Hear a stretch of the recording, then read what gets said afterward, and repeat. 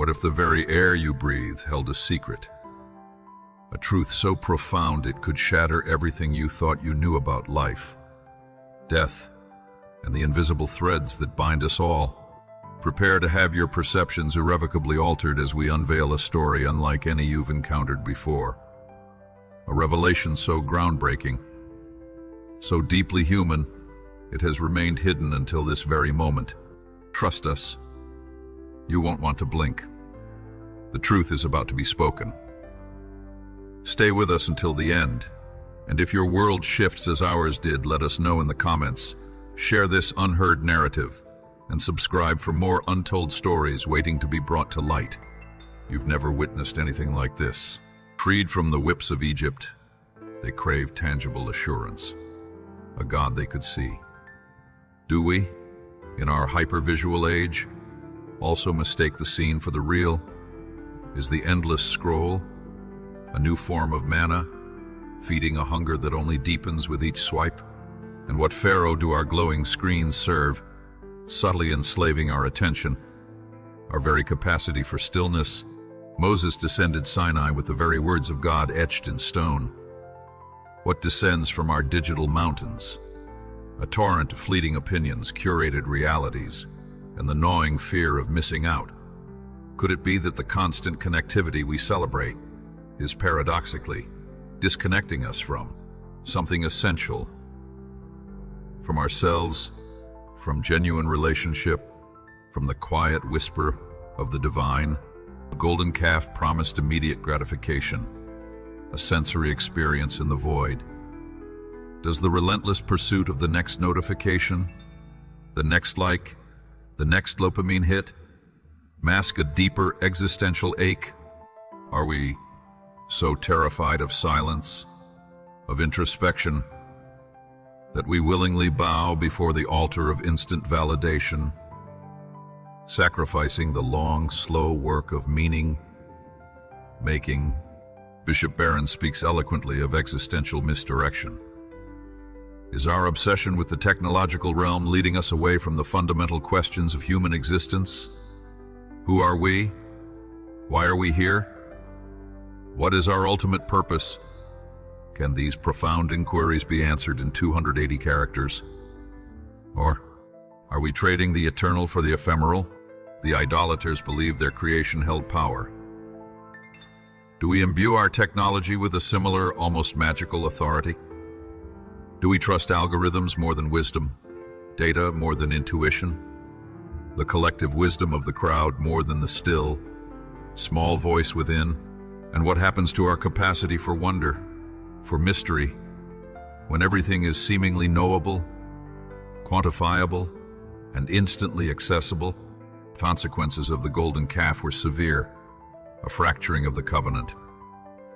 What are the subtle fractures appearing in our own lives, in our societies as a result of this digital idolatry?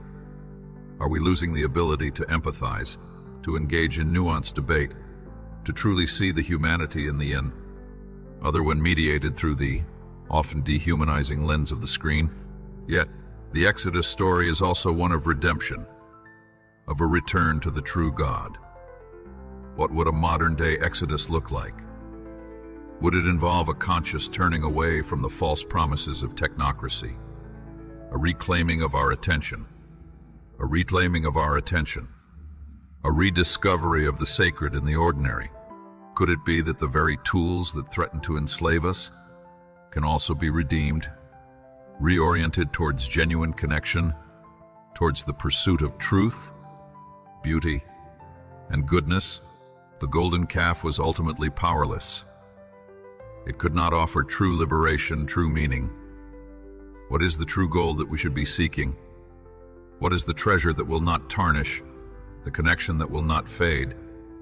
Perhaps the ancient story is not a warning against meddle, but a timeless invitation to examine where we place our ultimate trust, where we direct our deepest longing, and what truly shapes the contours of our souls. By posing these kinds of shocking yet thought-provoking questions, and by weaving in theological concepts like existential misdirection and the nature of idolatry, The narration aims to resonate deeply with viewers, prompting self-reflection and a renewed consideration of the spiritual implications of our increasingly technological lives. It seeks to awaken a sense of curiosity not just about the technology itself, but about its impact on our very being and our relationship with the transcendent. The Golden Calf recast, Technocracy as modern idolatry. The ancient desert dwellers, in their anxiety and impatience, demanded tangible proof of divine presence. Do we, adrift in the complexities of modern life, similarly seek solace and certainty in the tangible interfaces before us? Is the glowing screen our modern-day tabernacle, promising answers and connection, yet often delivering only fleeting illusions? Psalm 115 starkly reminds us, "They have mouths but do not speak, eyes but do not see." Our devices offer a simulacrum of communication, a constant stream of words and images, but do they truly foster dialogue, deep understanding, the vulnerable exchange of souls, or do we mistake the volume of information for genuine communion? Pope Francis speaks of the technocratic paradigm as a prevailing faith. A faith, mind you, that often operates unseen, unquestioned. Have we so seamlessly integrated technology into the fabric of our lives that we fail to recognize its subtle yet profound influence on our values, our perceptions, our very understanding of what it means to be human? Could it be that we are unwittingly shaping ourselves in the image of our creations? Tertullian spectaculars, hollow spectacles that numb the soul. Isn't the endless scroll a contemporary form of this ancient distraction? A mesmerizing parade of curated realities, fleeting trends and manufactured outrage, all designed to capture and hold our attention. But at what cost to our inner lives, our capacity for contemplation, our ability to engage with the deeper currents of existence? The golden calf was a static, lifeless object, yet it commanded the people's devotion. Does the constant flux of the digital world, the relentless novelty of the next update, the next viral trend mask a similar underlying emptiness? Are we so captivated by the motion that we fail to notice the lack of true movement towards meaning and purpose? Consider the promise of liberation offered by technology. Instant access to information, effortless communication, boundless entertainment. But has this promise fully materialized? Or have we, in our pursuit of digital freedom, inadvertently constructed new forms of dependence, new chains of expectation and comparison that bind our spirits? The Israelites offered their gold, their most precious material possession, to fashion their idol. What is the precious commodity we willingly sacrifice at the altar of technology? Is it our time, our attention, our capacity for solitude, our very ability to be fully present to the people and the people and the people world around us? The story of the golden calf is a stark warning against creating God in our own image, according to our own desires. In our technocratic society, are we not constantly curating our online personas, shaping digital realities that reflect our ideal selves, rather than embracing the messy, authentic truth of our being? And in doing so, are we not subtly attempting to control not just our image, but perhaps even the perception of a higher power? What are the unseen priests of this technocratic age? Are they the algorithms that shape our feeds, the tech giants who control the flow of information, the invisible architectures that govern our digital interactions? And what is the sacrifice they demand? Perhaps not gold, but something far more valuable.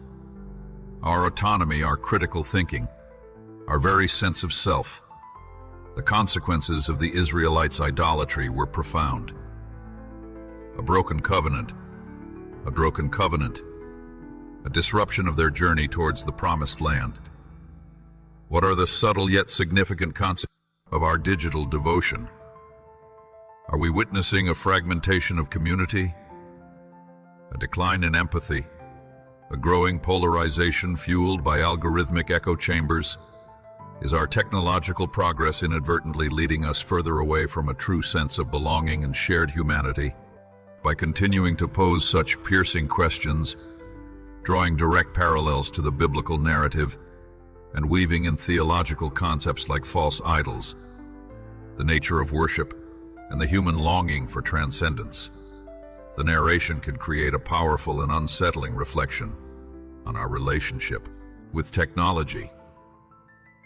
It aims to move beyond a simple critique of screen time and delve into the deeper spiritual and existential implications of our modern devotion to the digital realm, the idol's gaze, algorithms and spiritual amnesia.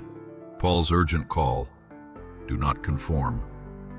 In an age of hyperconnectivity, what does it mean to resist the subtle yet pervasive shaping of our desires by unseen algorithms?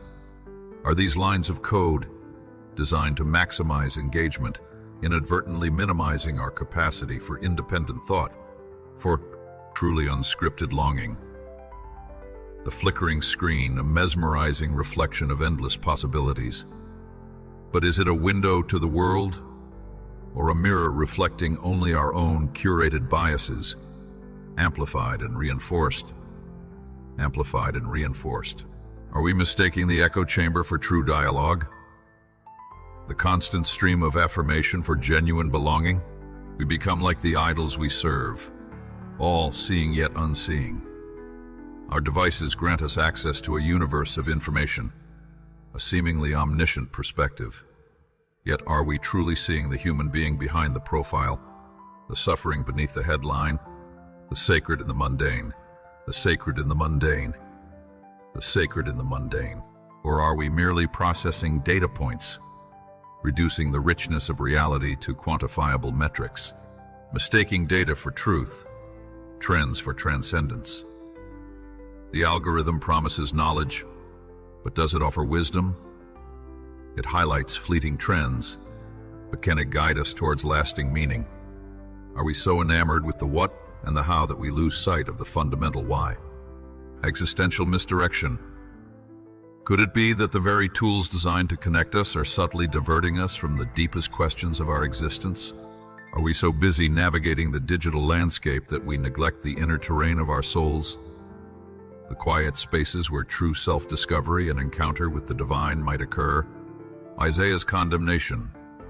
Their works are nothing. Their metal images are empty wind. What are the works produced by our relentless engagement with the digital realm? Are they building bridges of genuine connection, fostering deeper understanding, or are they, too often, just fleeting interactions, ephemeral trends that vanish with the next refresh? Consider the illusion of control our devices offer. We can customize our feeds, block unwanted content, curate our digital identities. But are we truly in control? Or are we being subtly shaped by the very architectures we believe we command? Who is truly holding the reins? The ancient idol was crafted from gold, a tangible symbol of wealth and power. What is the precious resource that fuels our digital idols? Is it our attention, the very currency of our conscious lives? And who profits most from this relentless extraction of our focus? Spiritual amnesia. Are we, in our constant immersion in the digital now, losing our connection to the wisdom of the past, the timeless truths that have guided humanity for millennia? Are we so focused on the next notification that we forget the lessons etched in stone, whispered through generations? Whispered through generations? What happens to our capacity for awe and wonder when the universe is reduced to data points and algorithms? Can a formula truly capture the breathtaking mystery of creation, the profound beauty of a sunset, the inexplicable bond of human love? The idol's gaze is relentless, demanding constant attention, constant validation. Does this incessant need for external affirmation erode our inner sense of worth?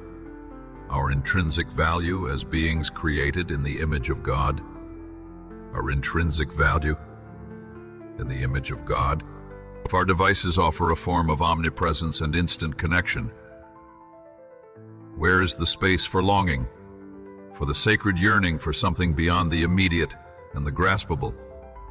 Can true faith, true connection with the divine, flourish in a world saturated with instant gratification? Think of the stories we tell ourselves through our digital profiles. Are they authentic reflections of our inner lives, or carefully constructed narratives designed to garner approval? Are we becoming performers in our own digital theaters, losing touch with the unscripted reality of our souls? The idols of the past were often adorned with precious materials.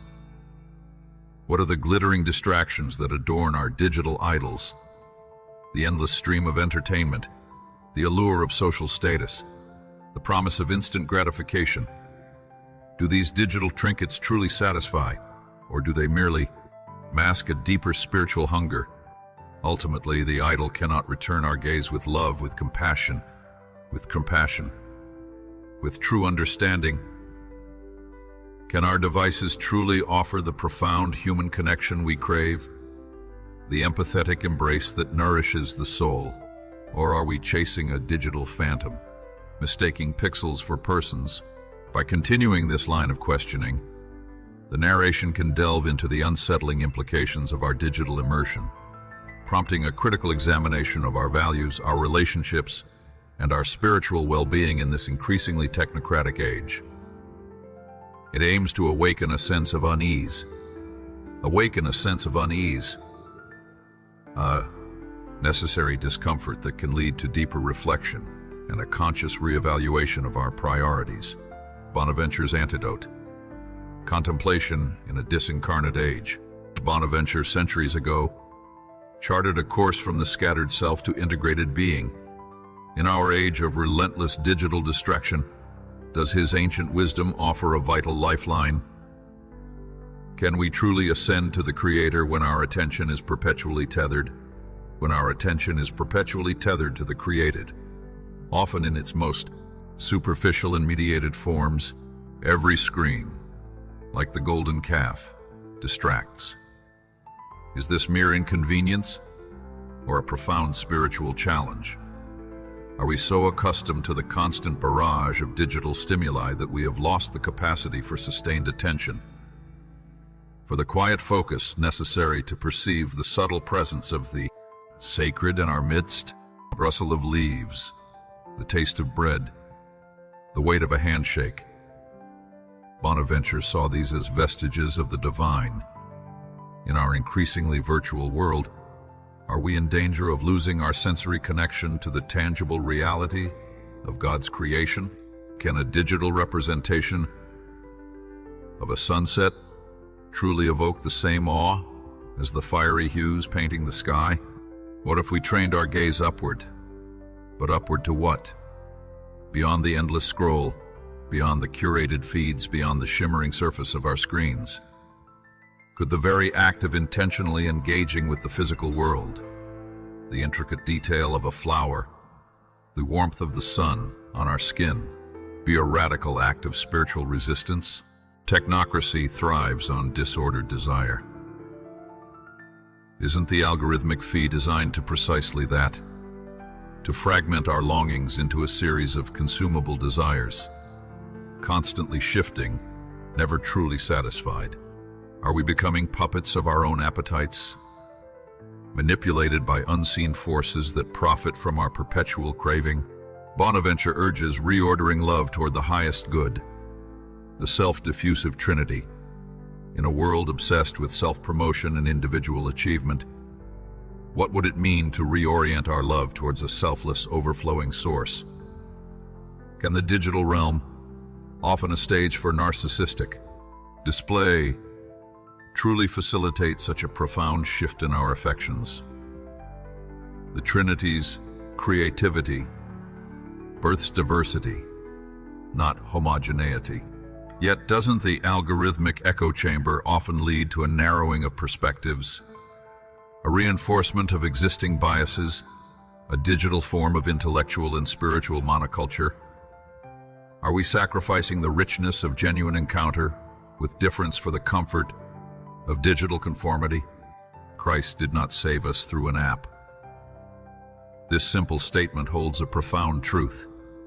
In our quest for efficiency and convenience, are we tempted to reduce faith to a set of digital tools, forgetting the essential physicality, the embodied reality of God's love made manifest in Jesus? To resist disincarnate worship, we must embody faith. But what does this truly look like in our digitally saturated lives?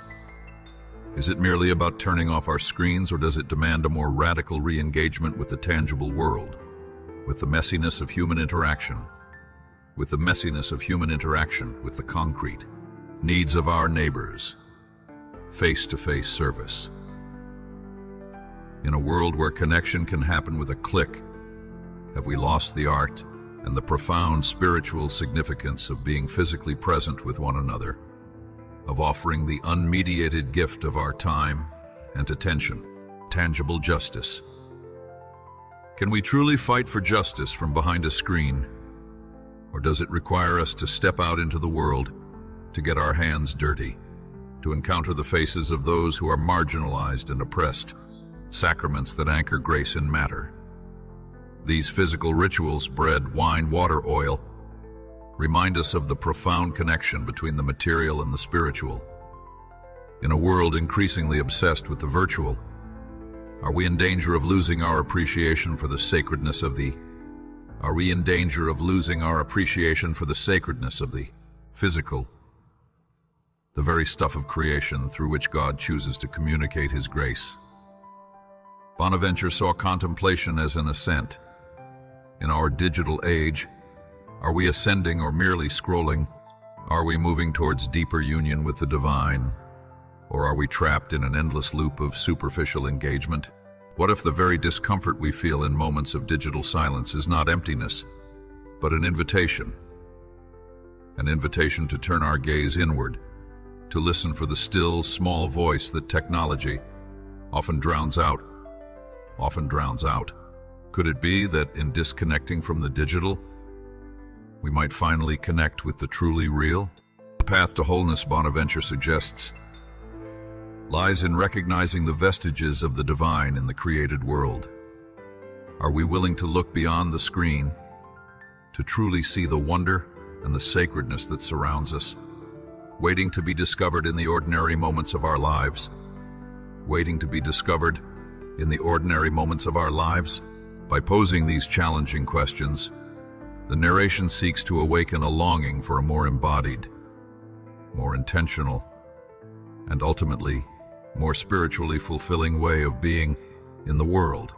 It invites both believers and non-believers to consider the profound implications of our digital immersion and to explore the timeless wisdom of those who found God not in fleeting images, but in the tangible beauty and interconnectedness of creation.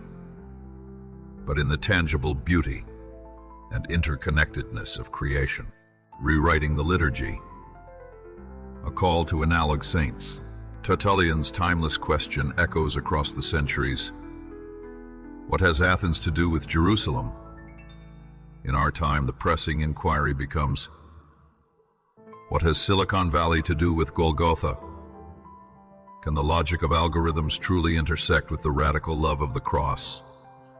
Or are these two realms fundamentally opposed, one built on data, the other on sacrifice? The answer, we are told, lies not in rejection, but is redemption of our technology. Truly possible. Can instruments so often used for distraction and division be transformed into conduits of grace and connection? Or is this a naive hope in the face of their addictive power? Let our tools serve telos, not tyranny. But who defines this telos in our digitally driven world? Are we consciously directing our technology towards meaningful ends, towards the flourishing of the human spirit? Or are we allowing it to subtly dictate our desires and enslave our attention? Let screens become windows to wonder, not prisons of passivity. But how do we break free from the captivating inertia of the endless scroll? How do we cultivate a gaze that seeks beauty and truth, rather than succumbing to the curated realities designed to keep us passively consuming? Pope Francis warns that technology, untethered from ethics, destroys the earth. Are we truly reckoning with the ethical implications of our digital dependence? Are we considering the environmental cost of our devices, the social impact of algorithmic bias, the erosion of privacy? Progress. But when directed toward love, it can heal. Can we truly imagine a digital ecosystem rooted in love? What would such a landscape look like? Would it prioritize genuine connection over fleeting interactions, empathy over outrage, truth over sensationalism? Imagine a digital exodus, not toward a land of Wi-Fi, milk, and honey, but toward the one who whispers, "Be still and know that I am God." In our hyper-connected world is the greatest act of rebellion, the most profound spiritual journey, a conscious turning towards silence, towards inner stillness, towards the quiet recognition of the divine presence. What would it mean to become analog saints in a digital age? Does it necessitate a complete rejection of technology, or a radical reprioritization of our embodied existence? Can we cultivate a spirituality that is deeply rooted in the tangible world, in face-to-face encounters? Even as we navigate the digital realm, consider the liturgy of our digital lives, the constant checking of notifications, the ritualistic scrolling of feeds. How can we rewrite this liturgy, infusing it with intention, with moments of mindful presence, with a conscious orientation towards the sacred, the community sharing a meal, a simple ancient act? In our digitally mediated world, have we lost the profound spiritual significance of breaking bread together, of sharing physical space and fostering authentic human connection around a table? A person turning off their phone to kneel in prayer, a radical act of detachment. In a world that demands our constant attention, is the deliberate choice to disconnect a powerful form of spiritual discipline, a reclaiming of our focus for the things that truly matter. Activists serving the homeless, tangible justice in action. Can our digital activism translate into meaningful change in the physical world? Or do we risk mistaking online engagement for genuine solidarity and embodied compassion? What if our devices could become tools for genuine connection, for amplifying voices of justice, for fostering communities of care? How can we intentionally shape the digital landscape to reflect our deepest values, our yearning for truth, beauty, and goodness? The one who whispers, "Be still and know that I am God." Can we hear this whisper amidst the cacophony of the digital world? Does it require us to intentionally create spaces of silence, to cultivate a posture of receptivity, to resist the relentless noise that threatens to drown out the voice of the divine? By posing these challenging questions, the narration aims to inspire a conscious reevaluation of our relationship with technology. It calls for a creative and intentional approach, one that seeks to redeem our tools and reorient our lives towards deeper connection, embodied presence, and the profound stillness where the voice of the sacred can be heard. It invites us to become analog saints, deeply rooted in the tangible world, even as we navigate the complexities of the digital age. The golden calf, forged in fear and impatience, promised stability, but delivered only the bitter taste of exile. Does our relentless pursuit of technological advancement, often driven by similar anxieties, risk leading us to a new form of displacement, a detachment from our own bodies, from genuine human connection, from the very ground of our being? Our technocracy whispers promises of boundless connection. Yet why does it so often leave us feeling profoundly alone in a crowded digital room? Is the constant stream of information and interaction truly bridging the gaps between us? Or is it merely a superficial veneer, masking a deeper sense of isolation and alienation? But hope flickers, where the analog and divine collide. Is this collision merely a romantic notion or a tangible possibility? Can we truly find the sacred in the spaces where the physical and the spiritual intersected, in the simple, unmediated acts of human existence, in the quiet defiance of a soul unplugged to pray? Is this act of digital abstinence a retreat from reality, or a courageous step towards a deeper, more authentic engagement with it? What truths might we discover in the silence that our constant connectivity so effectively suppresses, in hands that craft rather than scroll? Have we forgotten the profound satisfaction and spiritual resonance of creating something tangible with our own two hands? Does the digital realm, with its emphasis on consumption and virtual creation, diminish our appreciation for the beauty and meaning inherent in the physical act of making? In communities that choose presence over pixels, is this a nostalgic yearning for a bygone era, or a vital necessity for the flourishing of the human spirit? Can genuine community thrive when mediated primarily through screens? Or does it require the messy, unpredictable, and deeply human experience of being physically present with one another?